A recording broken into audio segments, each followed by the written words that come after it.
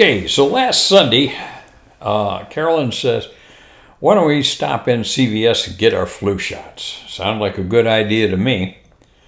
So I've never been adverse to getting a flu shot. For 20 years, I had to get one every year anyway, so I became kind of acclimated to it. It's not a big deal, I never thought.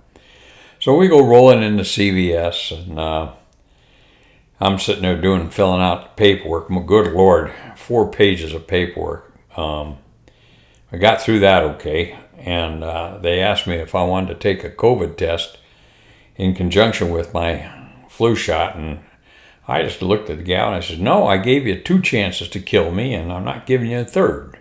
I feel kind of strongly about that. But anyway, as I'm sitting there, I got to thinking about one year, it would have been 76, 77, somewhere in that time frame, where we had to all gather, had to muster in the meeting room in the 8th Flying Training Squadron there at Vance for our annual flu shots. We would quit flying about 3 o'clock on Fridays, and then report to this room they had set up for us.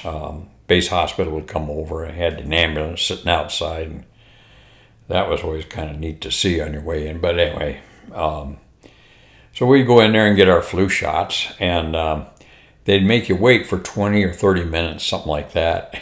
So we're sitting there waiting, and in walks a squadron jerk.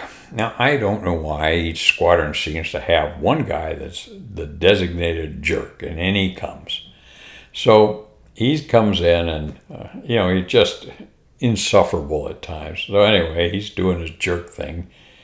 So our 20 minutes kind of ran its course, and on the way out, I walked up to this med tech, and I said to him, hey, you see that captain over there? And he said, yes, sir. And I said, I'm a little concerned. I said, he's a little goofy normally, but I said, he's really been acting strange, and he's been talking about feeling dizzy or some dang thing, this or that or the other. Man, they were on him like white on rice. They grabbed his ass. They had him on a gurney and were strapping him down before he even had a clue what was going on. They put him on that stretcher and then were taking him out to the meat wagon, to the ambulance. We all just started laughing, and they told us in those days, they told us take 2 aspirin and not to have anything to drink that night. So we got our flu shots, we got our obligatory 2 aspirin, and went over to the tavern. Didn't make any sense not to have a beer, but anyway.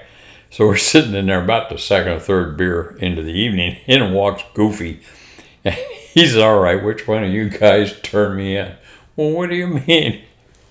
Oh, God, I for some reason or another, I thought of that while I was standing there waiting for my flu shot last Sunday. So that's my offering this evening, to get back into the groove of 3's End stories that we used to tell. Good to see everybody, and happy to be back with you. This is Bobo Bass Gear. Stop.